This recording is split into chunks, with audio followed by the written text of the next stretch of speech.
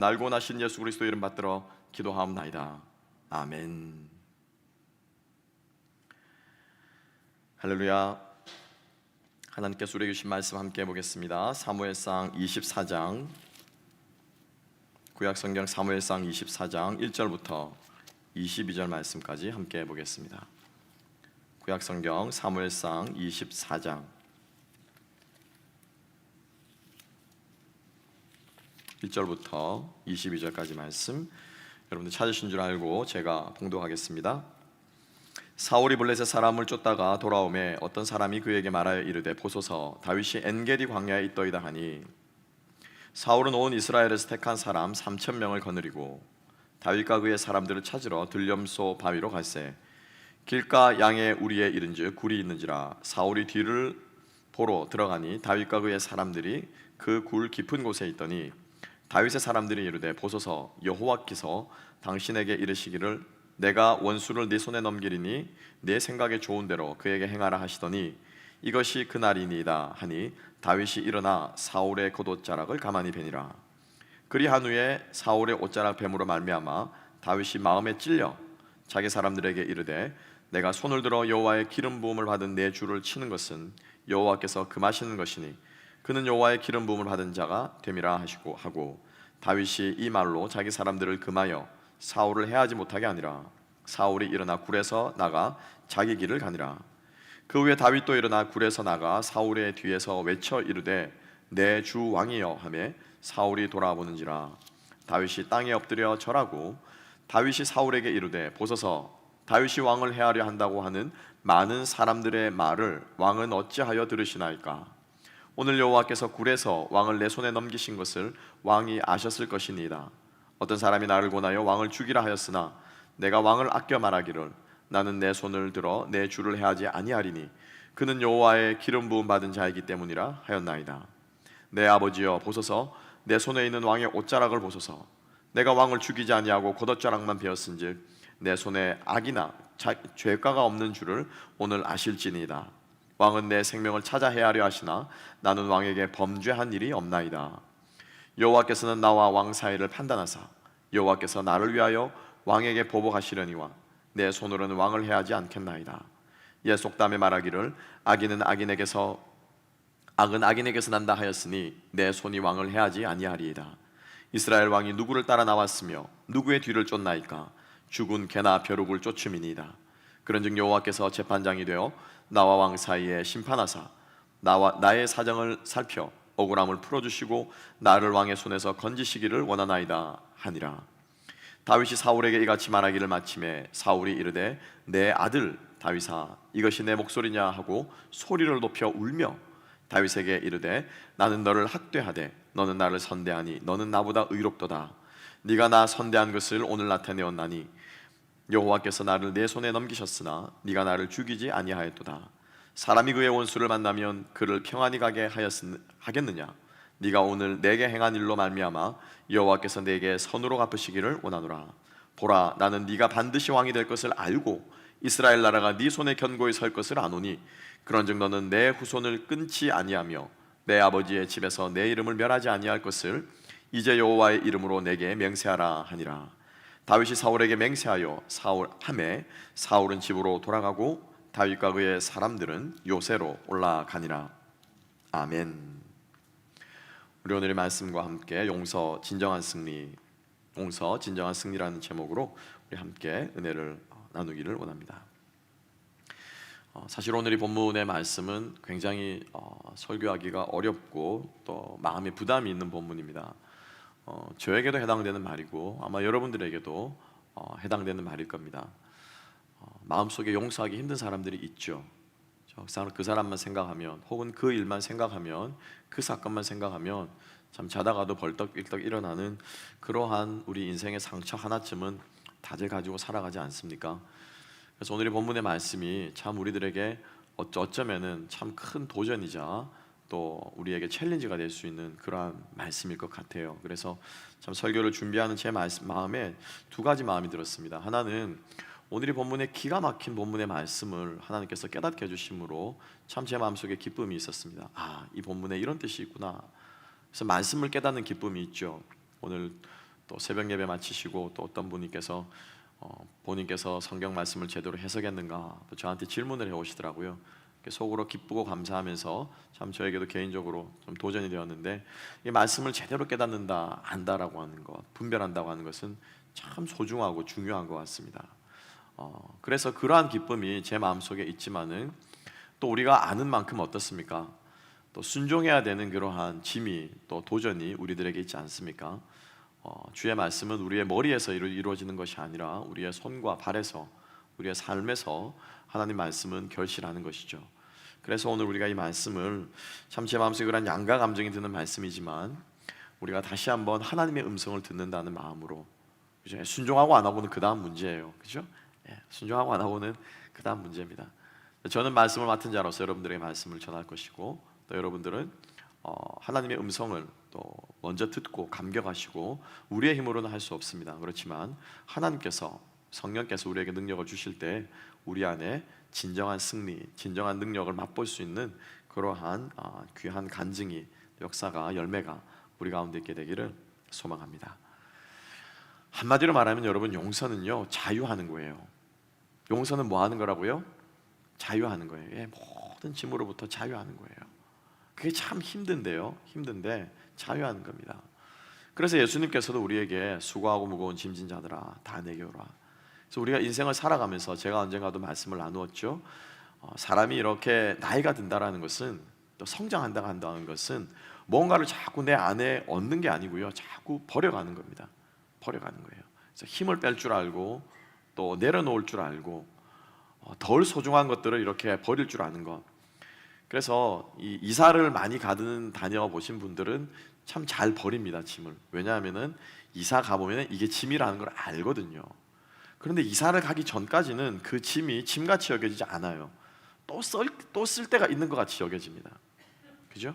그래서 우리가 인생에 들고 나이가 들어간다고 하는 것은 자꾸 이렇게 내려놓는 것인데, 용서가 우리들에게 주는 큰 힘은 뭐냐면은 자유하게 한다라는 것입니다. 과거로부터 자유하는 것이고요, 나를 옳고먹내는 짐으로부터 자유하는 것이고, 또 나를 파괴하는 관계로부터 자유하는 거예요. 그래서 이 용서만큼 중요하고, 용서만큼 우리에게 삶을 풍요롭게 만드는 게 없고요, 그렇기 때문에 반대로 누가 제일 그것을 싫어하겠습니까? 사단이 제일 싫어해요.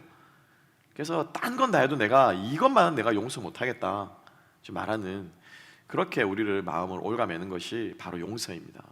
그런데 하나님께서는 이것이 우리 인생에, 특별히 우리 인간들에게, 왜냐하면 우리가 죄인이잖아요. 우리가 죄인이잖아요. 죄인이라고 하는 것은 하나님께만 죄를 짓는 것이 아니라 똑같이 누구에게도 죄를 짓습니까? 우리가 사람들에게 죄를 지어요. 그래서 우리가 이 땅을 살아가면서 필수적으로 우리가 하는, 밥 먹듯이 하는 게 뭐냐면 상처 주고 상처 받는 거예요.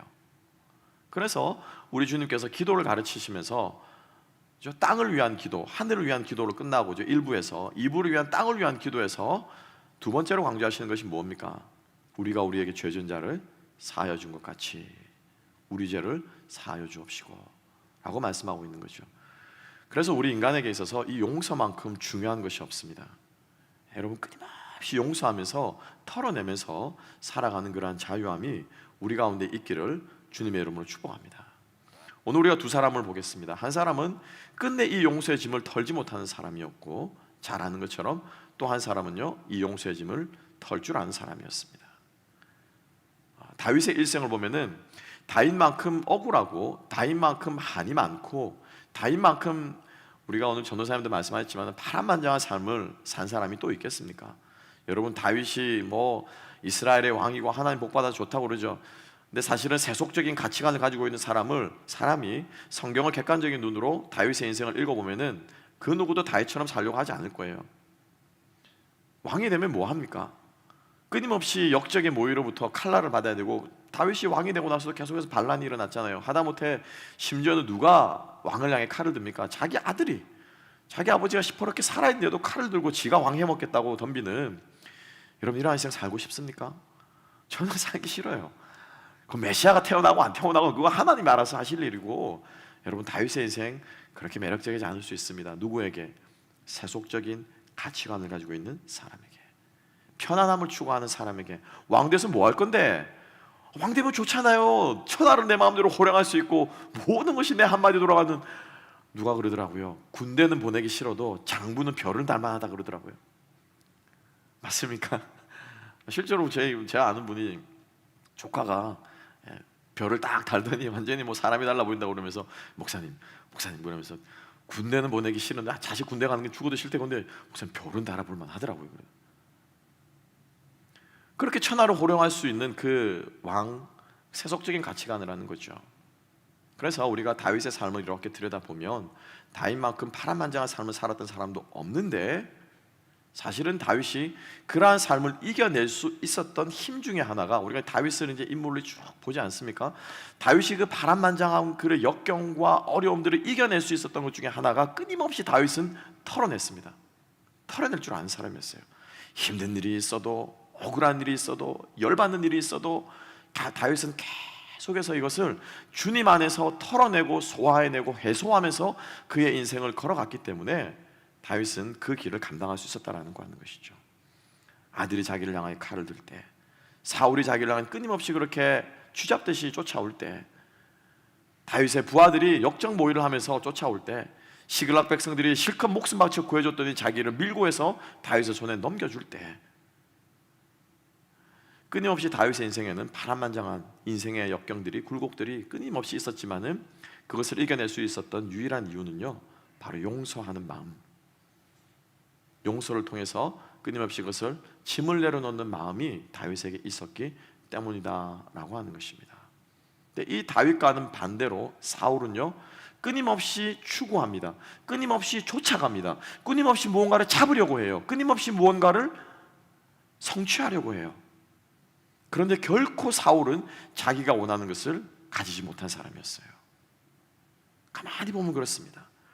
우리가 그냥 지나쳐 왔는데, 우리는 사울이 왕이 되었던 경위에 대한 에피소드를 여러분 기억하시는 분들은 알고 있을 거예요.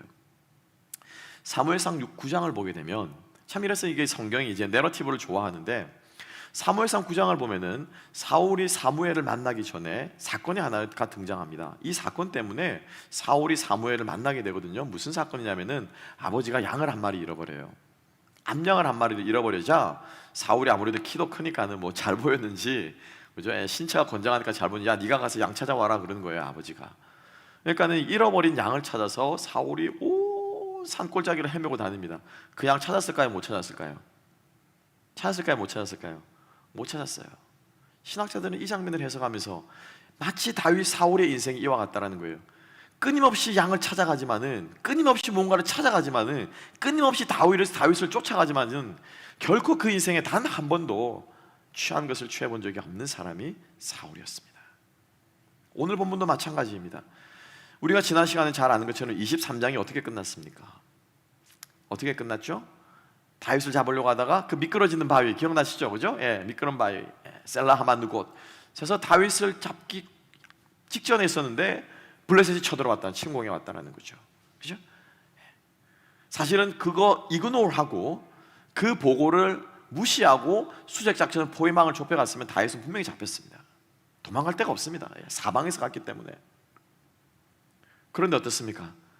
사울은 그것을 포기하고 국경 방어를 하러 갑니다. 다윗 잡았어요? 못 잡았어요? 못 잡았죠. 국경 방어를 실컷 하고 있는데 또 누가 보고를 하는 거예요. 다윗이 엔게디에 떴습니다. 오늘 1장에 24장 1절. 그죠? 그럼 지금 사울은 무엇을 해야 됩니까? 국경 방어를 해서 블레셋을 쫓아야 돼요. 근데 그 이야기가 또 바꿔친 거예요. 그래, 잡으러 가야지. 그래가지고 블레셋 쫓는 것을 내려놓고 따로 맡겨놓고 3,000명을 꾸려가지고 다윗을 잡으러 오는 거예요. 이게 사울의 인생이었습니다. 끊임없이 엄벙덤벙 이것 쫓다가 저것 쫓다가 저것 쫓다가 다른 것 쫓다가 결코 자기가 원하는 것을 단 한 번도 손에 넣어보지 못한 채로 마감했던 것이 사울의 인생이었어요. 여러분, 소망합니다. 제가 끊임없이 이 예배 자리가 어떤 자리인가라고 여러분들에게 말씀드리는 것은, 이 예배 자리에서 여러분들의 인생의 좌표를 확인하시는 거예요.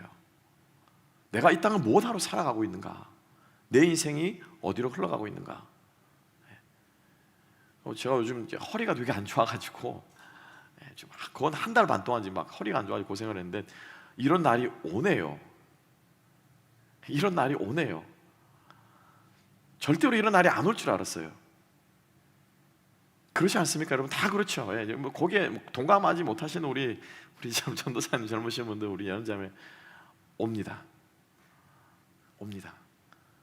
이것보다 더 힘들어질 날도 또 올 거라고요. 찬양을 하면 제 마음속에 생각이 들었습니다. 주께로 더 나가기 원합니다. 주님, 그러네요. 제 몸은 주님을 향해 계속 가고 있네요. 여기 아프다 저기 아프다 골골골 하면서 주님을 향해 계속 나아가고 있네요. 주님 만날 날이 다가오네요. 그런데 제 마음은, 제 심령은, 제 영혼은 주님을 향하여 나아가고 있습니까? 그죠?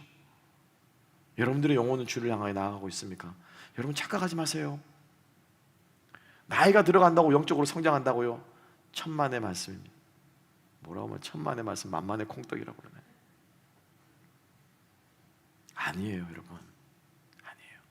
나이 들수록 더 옹졸해지고요, 나이 들수록 더 자기 아집이 생기고요, 나이 들수록 자기가 살아온 경험이 옳다라고 하는 게 그게 인간이에요. 그게 못하지 않으면, 끊임없이 내려놓지 않으면 가까이 가는 것처럼 보이는데 마음은 점점 하나님께서 멀어지는 거예요.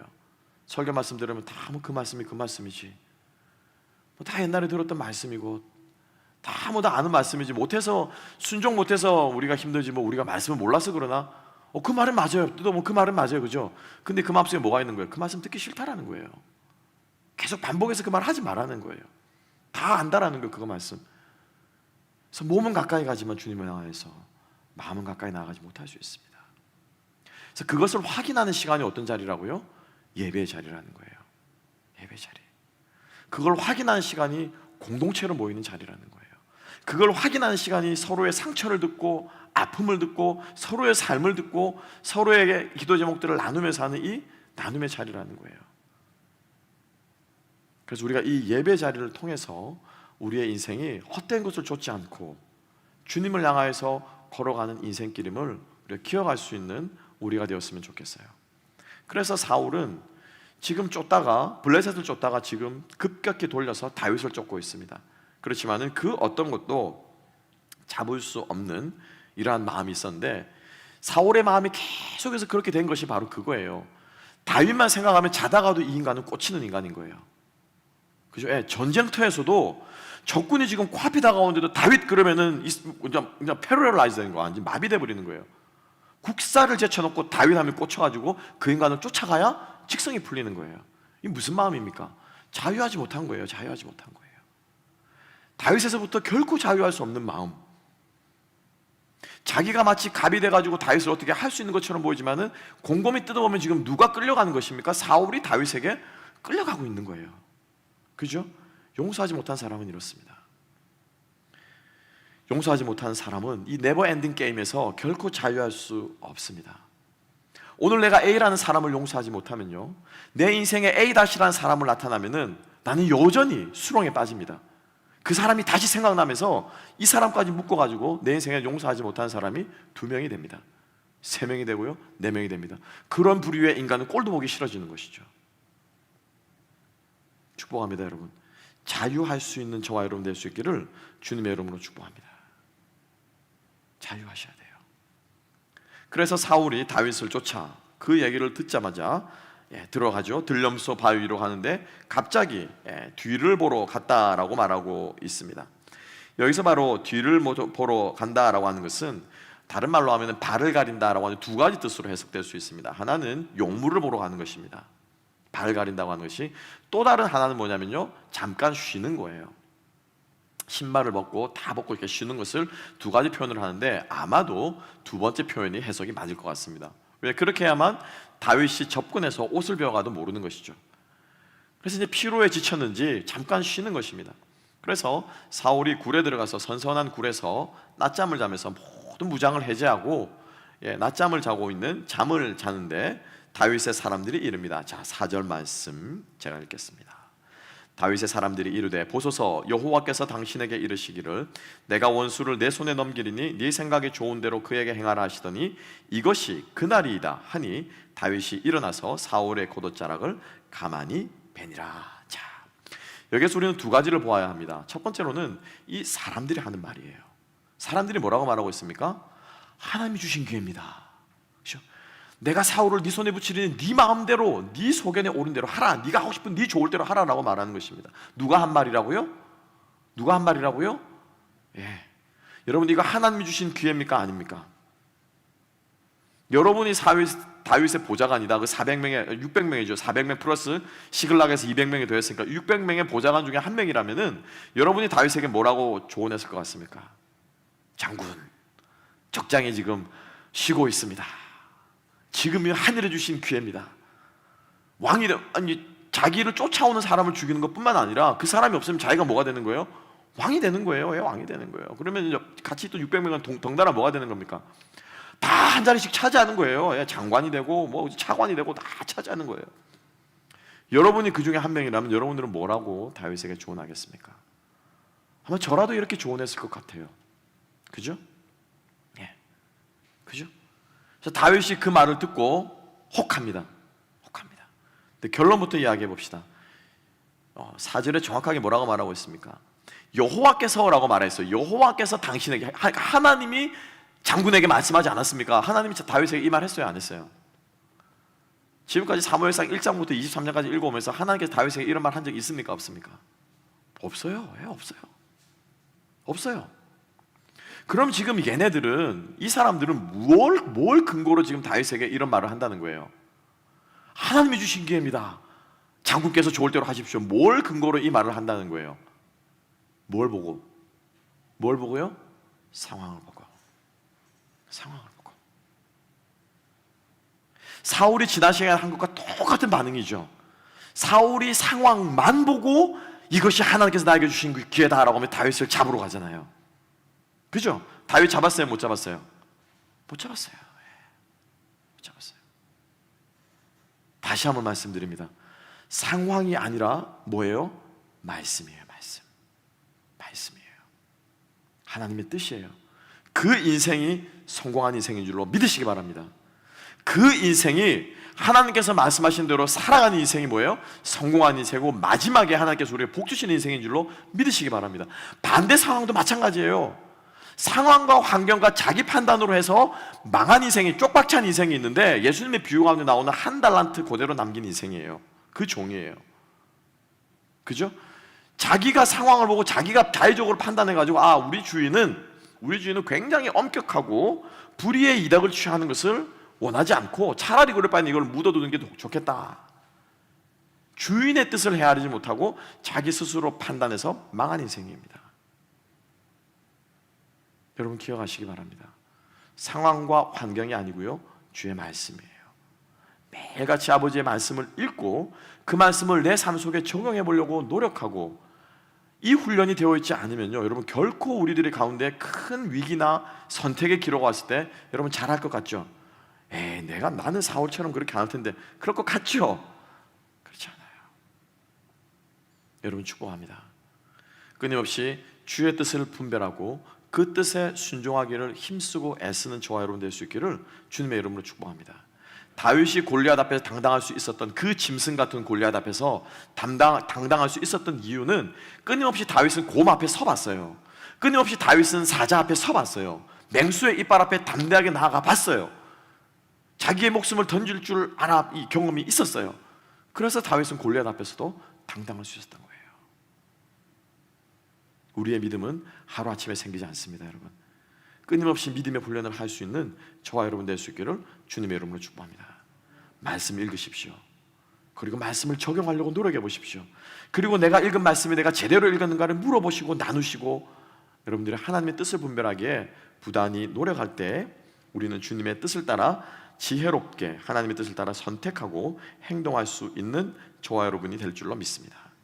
자, 그래서 이 부하들이 부추기는 말에 다윗이 한번 혹한 거예요, 그죠? 실제로 이제 굴로 확 달려간 거예요. 이제 살금살금 기어가서 어떻게 합니까? 자, 4절에서 이제 5절 말씀이죠. 자, 4절 말씀 하반절이 이렇게 기록하고 있습니다. 다윗이 일어나서 사울의 겉옷자락을 가만히 베니라. 그 다음 5절이 중요하죠. 그리한 후에 사울의 옷자락 뱀으로 말미암아 다윗이 마음에 찔려라고 말하고 있어요. 찔려. 여기에 다윗의 탁월함이 있습니다. 여기서 다윗의 마음에 탁월함이 있어요. 낙하라고 하는 이 말은 나카라고 하는 이 말은 양심에 찔리는 이 말을 말하는 거예요. 양심이 내 마음을 강타했다, 스마이트라고 하는 뜻이에요. 싸움하다가 그죠? 예상치 못한 게 딱 한 방 들어오면 이제 팍 자빠지잖아요. 예상하고 있으면 이게 들어와도 어느 정도 저항이 생기는데, 딱 예상하고 있으면 막 눈을 감다니 해가지고 막는데, 예상치 못하게 한 방 팍 들어오면 이게 완전히 넉다운 되는 거잖아요. 지금 다윗의 마음이 그렇다는 거예요. 낙하됐다라는 게, 덤벙덤벙 부하들의 말을 듣고 나서 옷자락을 뱉는데, 베고 나서 이제 팍 주의 영이 이제 자기 마음을 강타한 거예요. 하나님이 기름 부으신 사람이지, 여호와께서 기름 부음 받은 사람이지, 하나님이 나를 기름 부음 부으셨듯이 동일하게 하나님의 영이 사울에게 기름 부었지라고 하는 그 마음이 다윗의 마음을 강타한 거예요. 다윗의 마음의 강조는 그가 기름 부음 받았다라는 것에 있지 않습니다. 누가 그를 기름 부음 받았다고요? 하나님이 그를 기름 부으셨다라는 거예요. 그 마음이 지금 다윗을 강타하는 거예요. 그래서 다윗이 사울 앞에서 장황하게 이제 쏟아내는 거잖아요, 그죠? 이 대사가 구약의 내러티브 중에 가장 긴 대사예요. 두 사람이 주고받는 대사 있잖아요, 그죠? 이 구약의 이 사사기부터 시작되는 구약의 이 열왕기 역대하까지 나오는 이 내러티브, 이야기라는 이 내러티브 중에서 가장 긴 대사가 지금 다윗과 사울이 지금 주고받는 이 대사인데, 그 가장 긴 대사 중에 다윗이 끊임없이 말하는 게 뭐냐면은, 여호와께서 판단하시고, 여호와께서 심판하시고, 여호와께서 갚으시고, 여호와께서 함께하시고, 여호와께서 내 아이의 선함을 보시고, 끊임없이 하나님이라고 다윗은 말하고 있어요. 내가 한 게 아니라는 거예요. 내가 한 게 아니라는 거예요. 그러니까 다윗의 마음을 강타한 것은, 하나님이 기름 부으셨는데, 하나님이 세우신 사람, 하나님이 함께 하셨는데, 하나님이 이끌어 주셨는데 라고 하는 하나님 중심 사상이 다윗의 마음을 강타한 거예요. 여러분, 이 강타 카운트 블러가 팍 들어오면 여러분 어떻게 해야 됩니까? 하나님의 카운트 블러가 들어오면 여러분 어떻게 해야 돼요? 어떻게 해야 됩니까? 어떻게 해야 돼요? 예? 우리 아이들과, 여러분 상상해 보세요. 아이들과 이렇게 많이 씨름을 한다고 해봅시다. 아이가 이제 기술을 딱 걸어오잖아요. 그럼 어떻게 해줘야 됩니까? 아빠들은 어떻게 해줘야 돼요? 집사님 어떻게 해줘야 돼요? 보기 좋게 자빠져야 되는 거예요. 자빠져야 되는 거예요. 하나님의 카운터 블러가 들어올 때는요, 어떻게 해야 됩니까? 엎드려줘야 돼요. 엎드려줘야 돼요. 뒤로 보기 좋게 나자빠져야 돼요. 단 일어나야 돼요. 그게 사는 길입니다. 그게 사는 길이에요. 여기에 다윗의 탁월함이 있습니다. 여러분, 다윗의 인생을 생각해 보십시오. 다윗이 단 한순간도 지가 왕이라고 자존심 내세운 적이 있습니까? 없습니까? 우리가 앞으로 보겠습니다. 다윗과 자존심 없어요. 다윗은 하나님 앞에서는요, 자존심을 내려놓을 줄 아는 사람이, 그 사람이 여러분 큰 사람이에요. 나단 선지자가 왔을 때 다윗이 어땠습니까?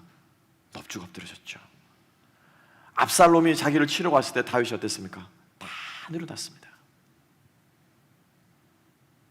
하나님의 마음에 찔리는 자기의 마음을 강타하셨을 때 다윗은 엎드려줄 줄 알았다라고 하는 것입니다. 6절 말씀 뭐라고 기록하고 있습니까? 자기 사람들에게 말하죠. 내가 손을 들어 여호와의 기름 부음 받은 내 주를 치는 것은 여호와께서 금하시는 것이니 그는 여호와의 기름 부음 받은 자가 됨이니라. 아멘. 아멘. 다윗은 즉각 마음을 돌이켜서 그가 한 것을 후회하고 하나님 앞에 회개하며 엎드려지는 그러한 모습을 보여주고 있습니다. 사울의 옷자락을 베었던 그 칼이 양심의 칼이 되어서 다윗의 마음을 찌른 것입니다. 하나님의 마음을 품고 있는 사람에겐 이런 찔림이 있어야 됩니다. 말씀을 품고 살아가는 사람에게 계속해서 그 말씀이 계속해서 나를 세우는 거예요. 마치 고슴도치가 공격하려고 하면 이렇게 쫙 이렇게 침을 세우는 것처럼 우리가 그 말씀을 거스르려고 하면 계속해서 이 내 안에서 착착 나를 세워야 되는 거예요. 하나님의 말씀. 이게 뭐예요? 우리가 살아있는 양심이라는 거예요. 살아있는 마음이라는 거예요. 괴로운 거예요. 말씀을 들을 때 순종하지 않으면 힘든 거예요. 순종하지 않으면 막 찔리는 거예요, 양심이. 그래서 순종하고 나면은 그렇게 자유로울 수가 없는 거예요. 기쁠 수가 없는 거예요. 그냥 숙제 하나 덜었다라고 하는 마음이 아니고요. 여러분, 하나님께 순종하면 어떤 마음을 주시는지 압니까? 하나님을 더 사랑하는 마음을 주세요. 정말 하나님을 더 사랑하게 돼요. 그분을 향한 사랑이 더 뜨거워져요. 더 애틋해져요. 여러분, 굴종이라고 말하는 복종은요, 세상 사람들이 말하는 굴종은요, 그 사람 앞에 무릎 꿇고 나면은 기분 더럽습니다. 내가 그냥 참는다. 내가 그냥 저기서 참지, 저 인간 내가 언젠간 내가 한 방 먹인다, 이런 마음이 드는데, 하나님 앞에 무릎 꿇으면요, 그렇게 자유로울 수가 없고, 그렇게 하나님이 사랑스러울 수가 없고, 그렇게 하나님이 귀할 수가 없어요. 그게 하나님께서 우리에게 주시는 순종의 마음이고요, 순종의 복입니다. 다윗은 그렇게 주님 앞에 이 찔림에 민감해서 주님 앞에 언제든지 무릎 꿇을 수 있는 그러한 사람이 되었다라고 하는 것입니다. 다윗은 자신에게 유리한 상황을 하나님의 뜻으로 순간적으로 잘못 판단한 그 마음을 즉각적으로 돌이켰습니다. 그가 붙잡은 것은 상황이 아니라 무엇이었습니까? 하나님의 말씀이었어요. 예? 하나님이었습니다. 이것이 바로 사울과 다윗의 차이점이라는 거예요. 차이점이라는 거예요. 사울은요, 끊임없이 상황을 쫓아간 사람이었습니다. 그래서 상황을 쫓아가니까 이 얼마나 감격스러운, 이 얼마나 멋진 스토리입니까? 그죠? 이 얼마나 감동의 스토리입니까? 그러니까 사울이 지가 생각해도 감동이 된 거야. 옷을 쫙 빼어가는데, 여러분, 이 옷도 무슨 뜻이 있는 줄 아십니까? 다윗이 사실은 이 옷을 벤다라고 하는 것은요, 이 사무엘이 사울을 폐위한다고 하나님의 뜻을 밝힐 때 어떻게 보여주냐면요, 자기 옷을 찢어버렸어요. 사무엘이 열받아가지고 그냥 확 찢어버린 거, 쉽게 말하면은. 찢으면서 뭐라 표현하면, 이 내 옷이 찢어짐 같이 하나님께서 왕의 나라를 당신에게서 빼앗아 가실 것이라고 사울에게 상징적으로 말해요. 그러니까 이게 다윗은 자기도 모르게 옷깃을 잘랐지만은 결과적으로 놓고 보면 이 모든 것들이 합력해서 사울은 아니라는 거예요. 아니라는 거예요. 사울은 얘기하면 다윗이 이제 자기는 옷 찢어졌는데도 모르고, 그죠? 솔레 잠자자고 나오는데 뒤에서 왕이샤 하면서 막 억울함을 토해내는데, 사울이 감동이 된 거예요. 감동이. 사울이 뭐라고 고백하고 있습니까? 그 다윗의 말을 다 듣고 나서, 그죠? 24장 몇 절입니까? 16절 말씀.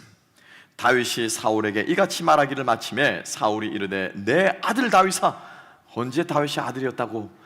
내 아들 다윗아, 이것이 내 목소리냐 하고 뭐합니까? 소리 높여 울며라고 말하고 있어요. 얼마나 감동이 됐습니까? 이 순간만큼은 사울은 감동이 된 거예요. 왜? 사울은 상황만 따라다니거든요. 늘 상황만 보거든요. 그러니까 이 상황은 감동적인 상황인 거예요. 이 상황은 너무 다윗이 고마운 거예요. 이 상황은 다윗이 그렇게 감사할 수가 없는 거예요. 막 자기도 막 감정에 북받쳐 오르는 거예요. 그런데 그러고 나서 이제 다 정리가 있습니다. 뭐 내 후손을 요나단이 한번 그대로 하잖아요. 자기 아버지가 요나단이 그랬잖아요. 기억나시죠? 우리 아버지도 다 안다. 네가 왕이 될 것을 안다. 네가 왕이 되었을 때 우리 후손을 좀 지켜달라. 요나단이 한 말을 그대로 사울이 따라합니다. 네가 왕이 될 것을 내가 안다. 네가 왕이 되었을 때 우리 후손을 좀 기억해달라. 망하지 않게 해달라. 막 감격적인 말을 하죠. 25장에 가면 어떤 일이 벌어집니까? 또 쫓아와요. 또 쫓아와요. 왜? 얘는 다윗에 그냥 아예 그냥 꽂혀 있는 거예요. 이게 그러니까 용서가 안 되니까, 이게 내려놓아지지가 않으니까는 그 순간이 지나고 나면은 또 잊어버리는 거예요. 그리고 다윗 떴다 그러면은 또 잡으러 가는 거예요. 이걸 우리가 전문 용어로는 뭐라고 합니까? 닭대가리라고 그러네. 죄송한 말씀. 닭대가리라고 그러는 거예요.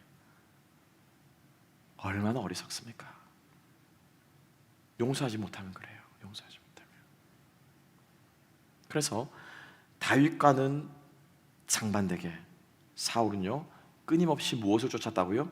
상황을 쫓았습니다. 상황만 쫓아가는 거예요. 우리들의 인생이, 우리가 예배를 통해 좌표를 확인해야 된다는 이유가 여기 있습니다. 주의 말씀이 나를 이끌어야 된다고 고백해야 되는 이유가 여기 있습니다.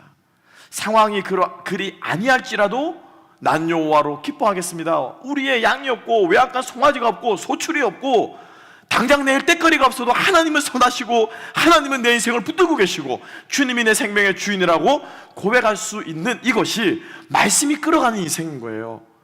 말씀을 따라 살아가는 인생의 고백인가라는 것입니다. 이것을 끊임없이 우리가 확인하는 것이 바로 하나님의 말씀을 따라 살아가는 삶인 줄로 믿습니다. 여러분, 그래서 다윗은 끊임없이 이 긴 대화 속에서도 끊임없이 뭐라고 말하고 있습니까? 그죠? 9절 말씀부터 쭉 이어갔죠. 10절, 오늘 여호와께서 왕을 내 손에 넘기셨은 걸 아십니다.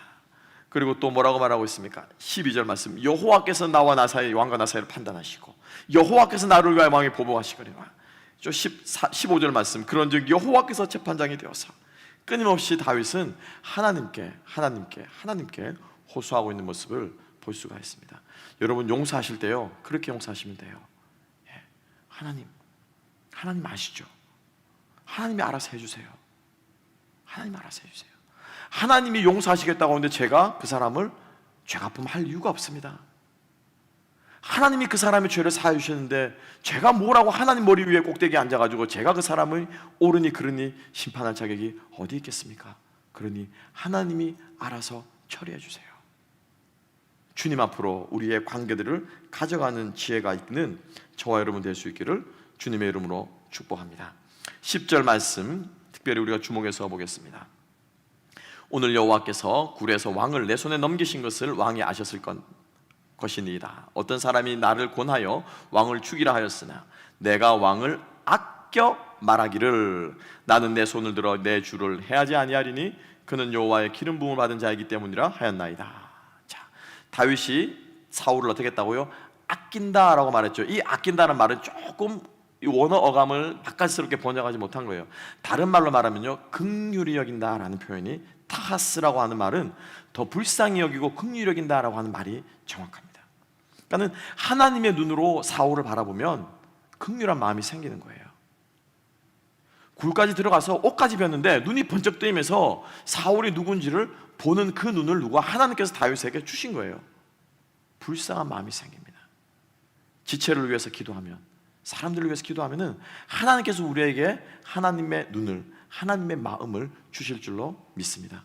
이 마음이 여러분 생각해 보세요. 선교지를 향하면은 선교지 그 어린 영혼들이 나하고 피 한 방울 안 섞였습니다. 오늘 쫙 이제 우리 아이들이 편지를 썼어요. 감사 편지, 고맙다고. 송구시로 쫙 편지 썼는데 이제 우리 함께 나눌 겁니다. 아니, 저하고 무슨 피가 섞였다고. 생면부지 얼굴 뭐 매일같이 들어왔는데 보는데 저 얼굴도 기억도 안 나요. 이름도 뭐 위띠꾼, 타따뚜꾼 뭐 다, 근데 뭐 이름도 다 똑같은 것 같아. 그런 애들이 뭐가 좋아서 내 자식 건사하기도 힘든데, 그런데 하나님께 주시는 마음으로 품기 시작하면요, 다르게 보인다라는 거예요. 다르게 보인다는 것입니다. 우리가 하나님의 마음으로 상대방을 바라보고 기도할 때 하나님께서는 우리들에게 하나님 아버지의 마음으로 용서할 수 있는 마음을, 사랑을 우리들에게 주실 줄로 믿습니다. 이 용서의 마음이 우리에게 너무나도 중요합니다. 그래서 예수님께서도 우리에게 기도를 가르쳐 주시면서 말씀드린 것처럼 우리가 우리의 죄를 사하여 준 것 같이 우리 죄를 사하여 주옵시고 라고 우리들에게 말하고 있습니다.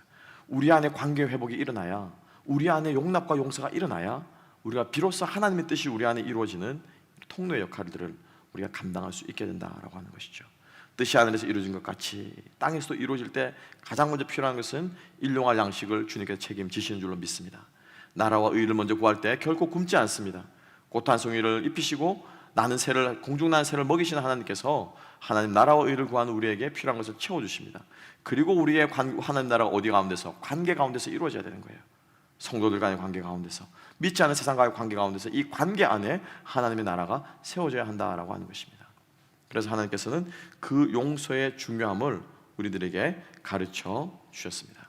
오늘 이 말씀을 정리하면서 다시 한번 다윗의 마음속에 주셨던 하나님께서 그 용서의 마음, 용납의 마음, 그 마음을 하나님께서 우리 모두에게도 주셔서 우리가 관계 가운데 자유하며 또 우리가 주님 앞에서 하나님께 주시는 그 큰 마음을 우리 마음속에 품을 수 있는 우리가 되었으면 좋겠습니다.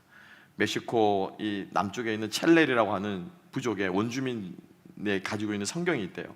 그 성경에서 용서하는 마음, 용서를 갖다가 뭐라고 번역했냐면요, 이렇게 번역했습니다. 하나님께서 우리 죄를 그 마음 속에서 해방하신다. 우리 죄를 용서하신다라고 하는 그 마음을 하나님께서 죄를 릴리스한다 라고 하는 단어로 번역했다라고 합니다.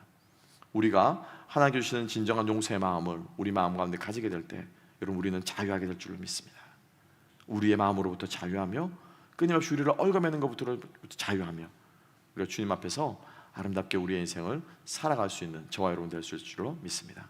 여러분 한 주간 살아가시면서 여러분들의 마음속에 있는 것들 훌훌 주님과 함께 털어버리시고 주님께 주시는 새로운 마음으로 채울 수 있는 우리가 되었으면 좋겠습니다. 그래서 우리 목금토 남은 한 주간 우리 주님과 함께 승리하시고 우리 주일에 정말 더 기쁘고 즐겁고 힘찬 마음으로 함께 예배 자리에서 만나는 그러한 우리 모두가 될 수 있기를 주님의 이름으로 축복합니다. 기도하겠습니다. 하나님 아버지 감사합니다. 당신의 종 다윗의 모습을 통해서 다시 한번 위대한 용서의 아름다운 마음을